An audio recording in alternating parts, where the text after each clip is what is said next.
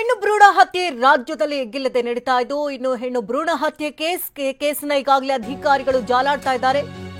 ಕೇವಲ ಬೆಂಗಳೂರು ಮಂಡ್ಯ ಮಾತ್ರವಲ್ಲ ಇಡೀ ಕರ್ನಾಟಕದಾದ್ಯಂತ ಈ ಒಂದು ಜಾಲ ಹಬ್ಬಿರೋದು ತಿಳಿದು ಬಂದಿದ್ದು. ಇಂದು ಹೊಸಕೋಟೆಯ ಎಸ್ಪಿಜಿ ಆಸ್ಪತ್ರೆ ಸಿಬ್ಬಂದಿಯನ್ನ ವಿಚಾರಣೆಗೆ ಒಳಪಡಿಸಲಿದ್ದಾರೆ. ಆಸ್ಪತ್ರೆ ಸಿಬ್ಬಂದಿಯ ವಿಚಾರಣೆಯನ್ನ ನಡೆಸಲಿದ್ದಾರೆ ಅಧಿಕಾರಿಗಳು. ಎಸ್ಪಿಜಿ ಆಸ್ಪತ್ರೆಗೆ ಈಗಾಗಲೇ ಬೀಗ ಜಡಿಯಲಾಗಿದೆ. ಎಸ್ಪಿಜಿ ಆಸ್ಪತ್ರೆ ಸಿಬ್ಬಂದಿಯನ್ನ ಮಾಹಿತಿಯನ್ನ ಕಲೆ ಹಾಕೋದಕ್ಕೆ ಸಜ್ಜಾಗಿದ್ದಾರೆ.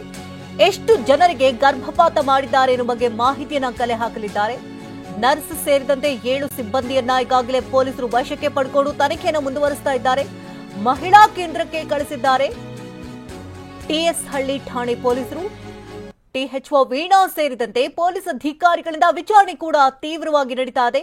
ಪ್ರತಿಯೊಬ್ಬರನ್ನ ಪ್ರತ್ಯೇಕವಾಗಿ ವಿಚಾರಣೆ ನಡೆಸೋದಕ್ಕೆ ನಿರ್ಧಾರವನ್ನ ಮಾಡಲಾಗಿದೆ. ಯಾಕೆಂದ್ರೆ ಹೆಣ್ಣು ಭ್ರೂಣ ಹತ್ಯೆ ರಾಜ್ಯದಲ್ಲೇ ಎಗ್ಗಿಲ್ಲದೆ ಸಾಗ್ತಾ ಇರೋದು ಮಂಡ್ಯ ಪ್ರಕರಣದಿಂದ ಬೆಳಕಿಗೆ ಬಂದಿತ್ತು.